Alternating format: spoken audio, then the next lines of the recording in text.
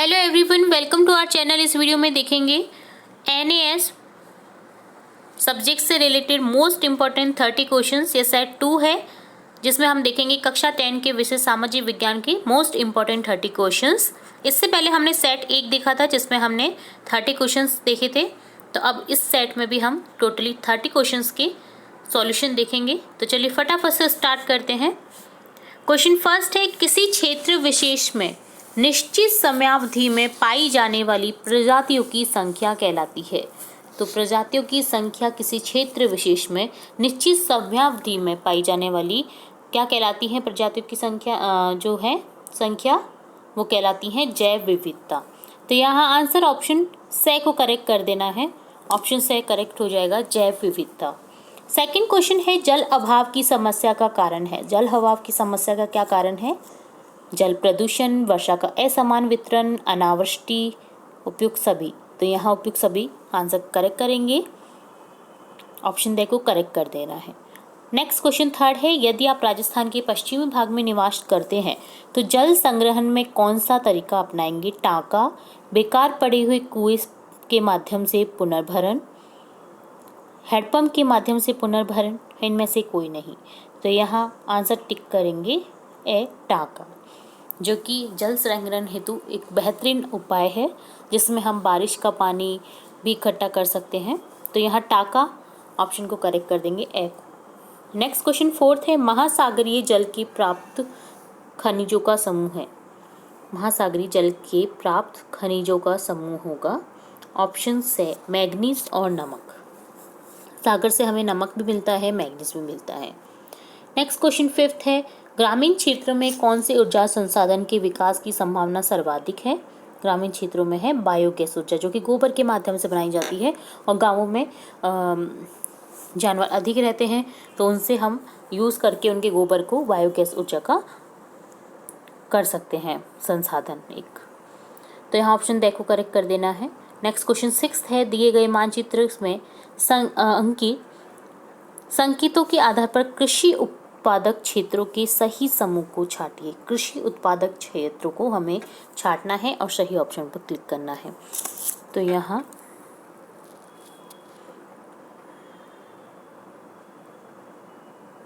जैसे वर्गाकार शेप में दे रखा है क्षेत्र का है, वर्गाकार जो है वो है मक्का उत्पादक क्षेत्र। से में दे रखा है सर्कल जो कि रबर उत्पादक है, तो यह भी नहीं है। नेक्स्ट है उल्टा ट्रायंगल दे रखा है कपास उत्पादक। तो ऑप्शन करेक्ट होगा जो सीधा त्रिभुज है ना क्षेत्र का, चावल उत्पादक क्षेत्र है ये, क्योंकि ज़्यादातर असम सिक्किम इस साइड में ही चावल का उत्पादन होता है, बिहार। तो यहाँ इसे ही करेक्ट करेंगे हम। क्षेत्र का जो त्रिभुज है, त्रिभुज क्षेत्र का चावल उत्पादक क्षेत्र, ये कृषि उत्पादक क्षेत्रों के सही समूह को अंकित करता है। ठीक है, तो यहाँ ऑप्शन बे को करेक्ट कर देना है हमें।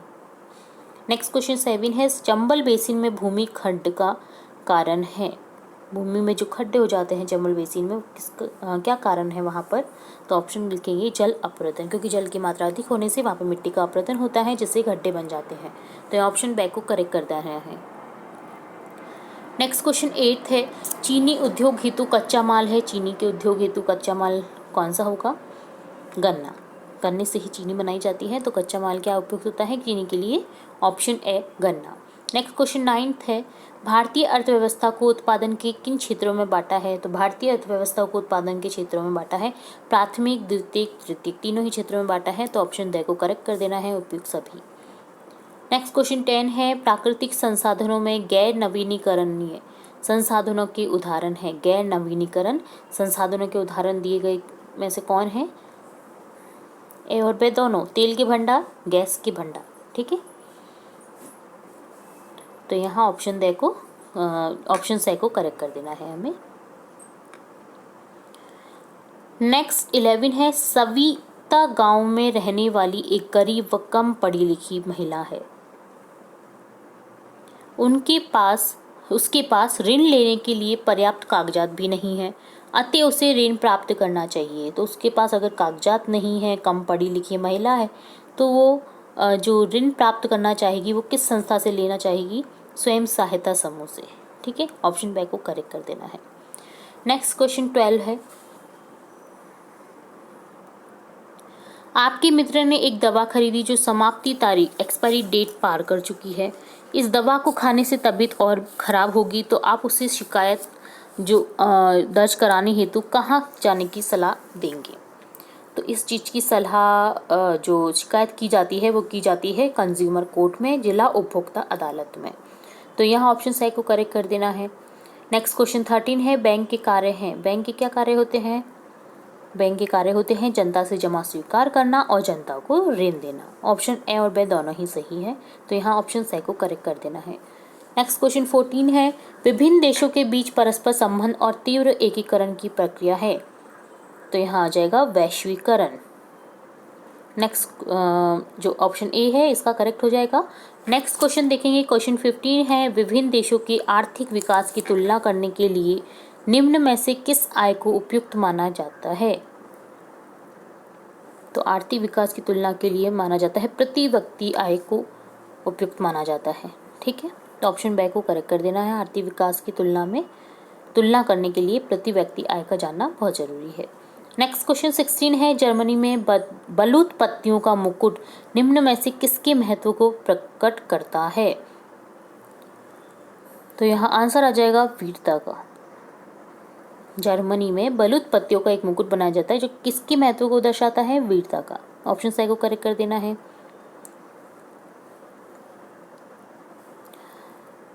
नेक्स्ट क्वेश्चन देखेंगे, नेक्स्ट क्वेश्चन 17 है, महात्मा गांधी ने नमक यात्रा कहाँ से प्रारंभ की? महात्मा गांधी ने नमक यात्रा प्रारंभ की थी साबरमती से। साबरमती जो कि साबर नदी के किनारे है। ठीक है, तो ऑप्शन बी को करेक्ट कर देना है। नेक्स्ट क्वेश्चन 18 है, निम्न में से किस आंदोलन के दौरान महात्मा गांधी ने दूसरे गोलमेज सम्मेलन में हिस्सा लेने पर अपनी सहमति व्यक्त कर दी थी? तो यहाँ से लिखेंगे ऑप्शन सी, सविनय अवज्ञा आंदोलन। 19 क्वेश्चन है, बम्बई में प्रथम कपड़ा मिल किस वर्ष स्थापित की गई? प्रथम कपड़ा मिल किस वर्ष स्थापित की गई थी? 1854 में, 1854 ईस्वी में। तो यहाँ ऑप्शन बी को करेक्ट कर देना है। नेक्स्ट क्वेश्चन है 20, निम्न में से किस उद्यमी ने 1912 ईस्वी में भारत का प्रथम लोहा एवं इस्पात संयंत्र स्थापित किया? लोहा और इस्पात संयंत्र स्थापित किया था G.N. टाटा ने। टाटा समूह का ही सबसे पहले जो संयंत्र है वो स्थापित हुआ था भारत में 1912 ईस्वी में।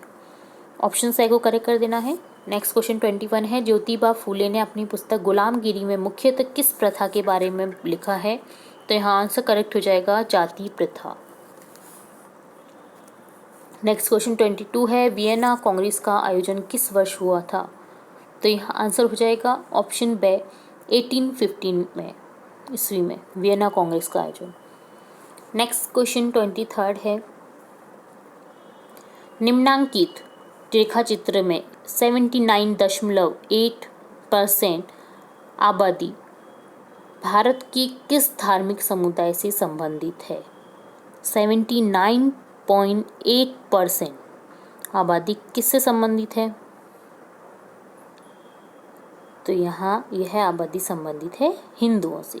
ठीक है, नेक्स्ट क्वेश्चन 24 है, सिंहली भाषा किस देश की राजभाषा है? सिंहली भाषा श्रीलंका की है। ठीक है, सिंहली भाषा श्रीलंका की भाषा है। अभी जो एक सिंगर है उसका गाना भी सिंहली भाषा में काफ़ी फेमस हुआ था, मानिके मने हते। तो यह सिंहली भाषा में ही लिखा गया है। यूहानी जो सिंगर है उसके द्वारा सिंगिंग किया हुआ है। तो यह सिंहली भाषा आपको ध्यान रहना चाहिए कौन सी देश की भाषा है? श्रीलंका। मानिके मने हते जो कि सिंहली भाषा में लिखा गया है और गाया किसके द्वारा है? सिंगर यूहानी की ओर से। तो यहाँ क्वेश्चन है सिंहली भाषा, ऑप्शन ए को करेक्ट कर देना है, श्रीलंका की। नेक्स्ट क्वेश्चन 25 है, लोकतांत्रिक शासन व्यवस्था में प्रमुख खामी को छांटिए। तो यहाँ प्रमुख खामी है लोकतांत्रिक शासन व्यवस्था में, ऑप्शन बी को करेक्ट कर देना है। केवल एक और जो तीसरा है जो पॉइंट है, तुलनात्मक रूप से भ्रष्टाचार की व्यापकता, उच्चतर आर्थिक समृद्धि में अक्षमता। तो यहाँ पे भ्रष्टाचार काफ़ी है इंडिया में, इस वजह से यह लोकतांत्रिक शासन व्यवस्था में एक बहुत बड़ी खामी है, ठीक है। और एक आर्थिक समृद्धि में भी अक्षमता है यहाँ पर। तो ये दोनों ही पॉइंट सही हैं, तो ऑप्शन बे को करेक्ट कर देंगे। नेक्स्ट क्वेश्चन 26 है, बेल्जियम के बहुसंख्यक वर्ग हैं। बेल्जियम में बहुसंख्यक, बहुत ज़्यादा संख्या में कौन सा वर्ग है बेल्जियम में? डच भाषी, डच जो बोलने वाले भाषी हैं, बोलने वाले व्यक्ति हैं, उनमें बेल्जियम में सबसे ज़्यादा हैं, ठीक है। नेक्स्ट क्वेश्चन 27 है, बोलीविया का फेडकोर नामक संगठन निम्न में से किस प्रकार का समूह है? बोलीविया का फेडकोर नामक संगठन निम्न में से किस प्रकार का समूह है? तो यहाँ आंसर हो जाएगा ऑप्शन से लोक कल्याणकारी समूह। नेक्स्ट क्वेश्चन 28 है, केंद्र और राज्य सरकारों के मध्य विधायी अधिकारों को कितने हिस्सों में बांटा गया है? विधायी अधिकारों को बांटा गया है केंद्र और राज्य सरकारों के मध्य 3 हिस्सों में। ऑप्शन बे को करेक्ट कर देना है। नेक्स्ट क्वेश्चन 29 है, भारतीय संविधान के अनुसार हिंदी भाषा है। भारतीय संविधान के अनुसार हिंदी भाषा है हमारी राजभाषा। और लास्ट क्वेश्चन 30 है, निम्न में से संघात्मक शासन व्यवस्था की विशेषता नहीं है। संघात्मक शासन व्यवस्था की कौन सी विशेषता नहीं है निम्न में से? केंद्रीकृत सरकार। तो इस तरह से ये था NAS से रिलेट कक्षा 10 की विषय सोशल साइंस, सामाजिक विज्ञान के सेट 2 का कंप्लीट सॉल्यूशन। इसमें हमने 30 क्वेश्चंस देखे हैं। इसी तरह हम आगे भी सेट 3 लेकर आएंगे आपके लिए। तो जुड़े रहिए हमारे चैनल के साथ। वीडियो को पूरा देखने के लिए धन्यवाद।